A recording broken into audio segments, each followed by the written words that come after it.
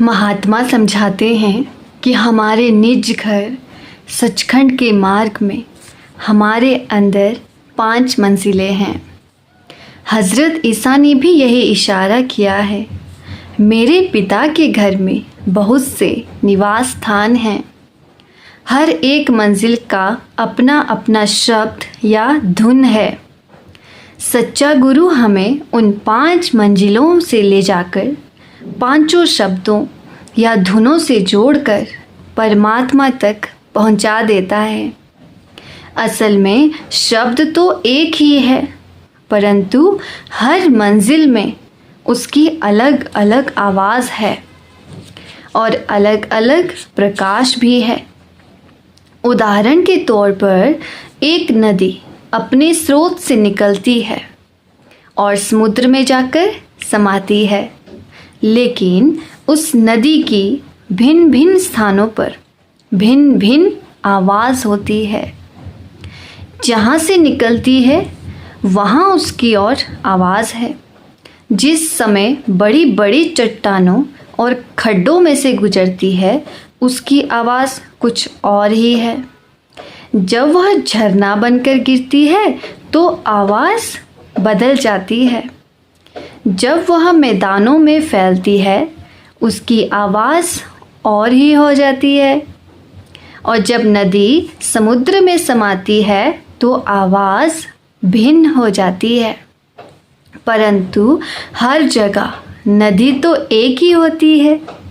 कबीर साहिब भी अपने प्रसिद्ध पद कर नैनो दीदार महल में प्यारा है में 5 शब्दों का जिक्र करते हैं और शब्द की साधना पर जोर देते हैं।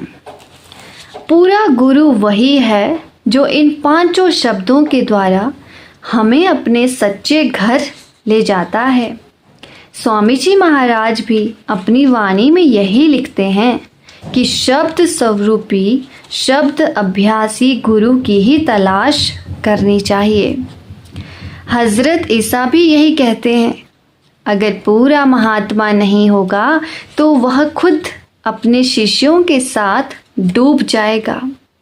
फरमाया है, अगर अंधा अंधे का मार्गदर्शन करेगा तो दोनों गड्ढे में गिरेंगे। पूरे और सच्चे गुरु की यही पहचान है कि वे हमारी आत्मा को अनहद शब्द के साथ जोड़ देते हैं। जिसे ऐसा गुरु मिल जाता है वह अपने अंदर उस शब्द की ऊंची और मीठी आवाज़ को सुनना शुरू कर देता है, जो कि शुरू में घंटे की आवाज़ के समान होती है। गुरु अर्जुन देव जी कहते हैं, घंटा जा का सुनिए चहु कुंड। आप पूरे गुरु की महिमा में फरमाते हैं, कहो नानक जिस सतगुर पूरा वाजे ताके अनहद दूरा। वह अनहद शब्द ही अनंत और कभी बंद ना होने वाला और ऊंचा और सच्चा संगीत है। वह शब्द ही हमेशा हमारे अंदर गूंजने वाली ईश्वरीय आवाज़ है। सच्चे गुरु अपने सेवक को उस शब्द को सुनने का भेद और तरीका बतलाते हैं। उस अनहद शब्द को अंतर में सुनने, उसी में जाकर समाने की रीति बतलाते हैं। गुरु खुद उस शब्द या नाम के साथ जुड़ा होता है। वह हमें भी उस शब्द या नाम के साथ जोड़कर परमात्मा में लीन कर देता है। हज़रत ईसा ने भी यही इशारा किया है कि तुम मेरे अंदर समाये हुए हो, मैं उस परमात्मा के अंदर समाया हुआ हूँ, इसलिए तुम भी उस परमात्मा के अंदर समाये हुए हो। वे इस प्रकार कहते हैं, जिसने मुझे देखा है उसने पिता को देखा है। क्या तुम सच नहीं मानते कि मैं पिता में और पिता मेरे अंदर है? वास्तव में गुरु का असली रूप शब्द ही है। शरीर तो उस शब्द ने सिर्फ दुनिया के जीवों को समझाने, बुझाने और चेताने के लिए ही धारण कर रखा है, और ना ही जीवों का असली रूप यह शरीर है। यह शरीर तो गुरु और शिष्य दोनों को ही यहीं छोड़ जाना है। शिष्य का असली रूप भी आत्मा है, जो अंत में जाकर उस शब्द में ही समाएगी। गुरु अपना शरीर छोड़ देने के बाद भी शब्द स्वरूप से शिष्य की संभाल करता है। हज़रत ईसा कहते हैं, ये बातें मैंने तुमसे कहीं जबकि मैं तुम्हारे साथ मौजूद हूँ, लेकिन वह सांत्वना प्रदान करने वाला जो कि पवित्र आत्मा है, जिसे पिता मेरे नाम से भेजेगा, वह तुम्हें सब बातें सिखाएगा और जो कुछ मैंने तुमसे कहा है वह सब तुम्हें याद दिलाएगा। अर्थात जब मैं इस शरीर को छोड़कर चला जाऊंगा तो वह मालिक मेरे नूरानी स्वरूप में उस शब्द को तुम्हारे अंदर प्रकट करेगा और फिर वह नूरानी स्वरूप तुम्हारी संभाल और रहनुमाई करेगा। अर्थात जब मैं इस शरीर को छोड़कर चला जाऊंगा तो वह मालिक मेरे नूरानी स्वरूप में उस शब्द को तुम्हारे अंदर प्रकट करेगा और फिर वह नूरानी स्वरूप तुम्हारी संभाल और रहनुमाई करेगा। गुरु वास्तव में शब्द ही है। जीवों के लिए वह इस दुनिया में शरीर धारण करके उनको मालिक तक पहुंचाने का जरिया अथवा माध्यम बनता है और फिर अपना काम पूरा करके उस शब्द में ही जा समाता है। इसी तरह मनुष्य की आत्मा भी उस शब्द की ही किरण है और किसी सच्चे गुरु को पाकर वह भी वापस उस शब्द में ही जा समाती है। जो पहले संत हो चुके हैं वे ज़रूर पूर्ण संत थे, परंतु हम उनसे अब लाभ नहीं उठा सकते। हमें अब किसी जीवित देहधारी महात्मा की खोज करनी पड़ेगी। अगर कोई बीमार आज कहे कि उसे लुकमान हकीम से अपना इलाज करवाना है तो वह अब उसका इलाज करने के लिए नहीं आएगा। उसे किसी मौजूदा डॉक्टर या हकीम के पास जाना पड़ेगा।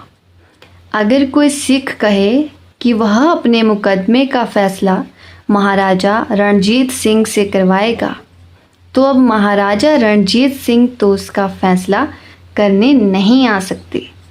उसे आज किसी मौजूदा न्यायाधीश या हाकिम की अदालत में ही जाना होगा। अगर कोई स्त्री कहे कि वह राजा विक्रमादित्य से शादी करना चाहती है तो राजा विक्रमादित्य तो उससे शादी करने नहीं आएगा। अतएव जिस प्रकार वक्त का हकीम, वक्त का हाकिम और मौजूदा पति ही इस समय काम आ सकते हैं, इसी प्रकार हमें भी मौजूदा गुरु की ही ज़रूरत है और उसी से हमारा काम बन सकेगा। यही इशारा हज़रत ईसा ने बाइबल में जॉन दी बैप्टिस्ट के बारे में किया है। वह तो जलता और चमकता हुआ ज्योति पुंज था और तुम्हें एक वक्त तक उसकी ज्योति में मग्न होना मंजूर था। फिर अपने बारे में हज़रत ईसा खुद बिल्कुल साफ लफ्ज़ों में कहते हैं, जिसने मुझे भेजा है मुझे उसका काम करना ज़रूरी है। जब तक कि दिन है रात आती है, जब कोई मनुष्य काम नहीं कर सकता। जब तक मैं दुनिया में हूँ मैं दुनिया की ज्योति हूँ। गुरु की ज़रूरत सिर्फ इसलिए है कि वह हमारे जैसा मनुष्य होकर हमें हर चीज़ अच्छी तरह समझा सकता है। अगर हम मौजूदा गुरु के बगैर ही मालिक की भक्ति कर सकते तो जिन पुराने महात्माओं की हम आज टेक लिए बैठे हैं वे क्यों देह में आते। वे अपना काम करके फिर उसी परमात्मा के स्तर पर जाकर उसी में समा गए हैं। अब तो हमें उस जीवित देहधारी महात्मा की ज़रूरत है जो हमारे जैसा मनुष्य होकर हमें समझाए। संसार का कोई भी कार्य हम उस्ताद या शिक्षक के बगैर नहीं सीख सकते।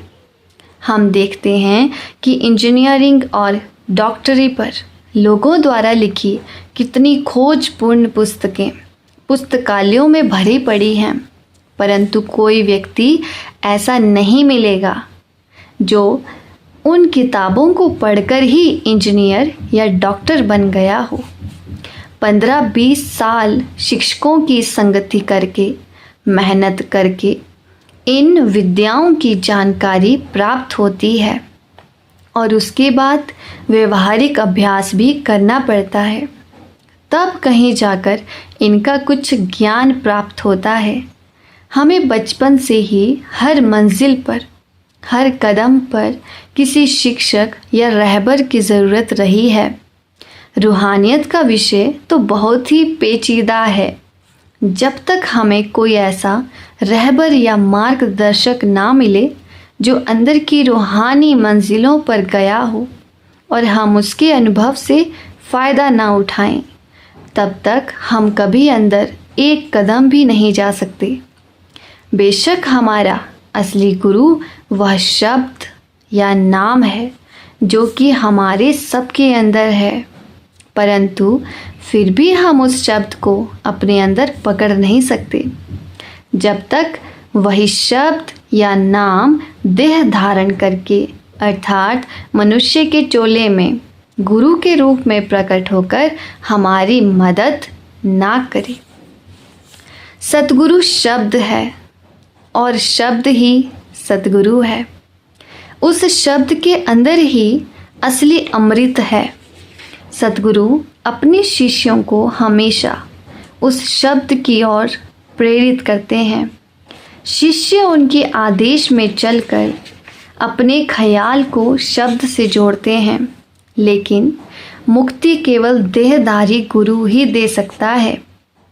हम मनुष्य हैं, इसलिए हम मनुष्य को ही गुरु चाहते हैं, जिससे हम सब कुछ पूछ सकें, बोल सकें, जिससे प्यार कर सकें और जो हमारे अंदर उस शब्द की धारा को प्रकट कर सके।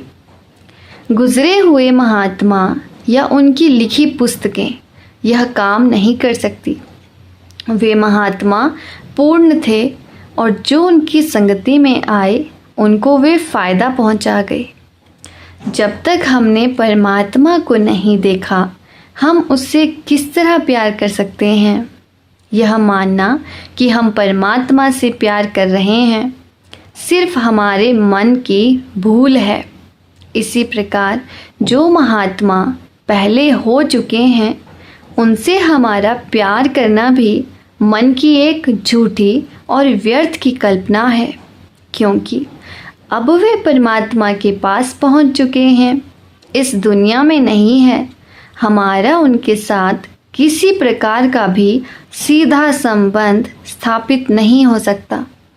अब तो कोई जिंदा देहधारी गुरु मिले तभी हमारा उसके साथ प्यार पैदा हो सकता है और उसका प्यार ही हमें परमात्मा के प्यार में लगा सकता है। सच्चे और पूरे गुरु दो प्रकार के होते हैं। एक तो वे जो सीधे सचखंड से आते हैं और जन्म से ही संत होते हैं। दूसरे वे जो शब्द का अभ्यास करके अपने गुरु की दया मेहर से सचखंड तक पहुंच जाते हैं और अपनी ज़िंदगी में ही संत बन जाते हैं। जब हम सतगुरु की शरण प्राप्त करते हैं तो वे हमें नाम देकर बेफिक्र नहीं हो जाते, बल्कि हमें धूर धाम पहुंचाने के जिम्मेदार होते हैं। हज़रत ईसा कहते हैं, और मैं उन्हें अनंत जीवन देता हूँ और वे कभी नष्ट ना होंगे और कोई उन्हें मेरे हाथ से छीन नहीं सकेगा। जिन पर सतगुरु अपनी छाप लगा देते हैं, उनको मृत्यु के बाद यमदूतों के साथ नहीं जाना पड़ता। वे नाम की जो बख्शिश करते हैं उसे कोई छीन नहीं सकता। एक अन्य स्थान पर हज़रत ईसा ने कहा, पृथ्वी और आकाश मिट जाएंगे पर मेरे शब्द कभी नहीं मिट सकते। अर्थात यह ज़मीन और आसमान चाहे नष्ट हो जाएं, लेकिन मेरा दिया हुआ शब्द कभी व्यर्थ नहीं जा सकता। ऐसे सतगुरु मृत्यु के समय सेवक को खुद लेने आते हैं और यमदूतों के साथ नहीं जाने देते।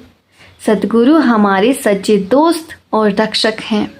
सिर्फ इस दुनिया में ही नहीं, मौत के वक्त भी वे ही अपनी नूरी स्वरूप में हमारी मदद और रखवाली करते हैं।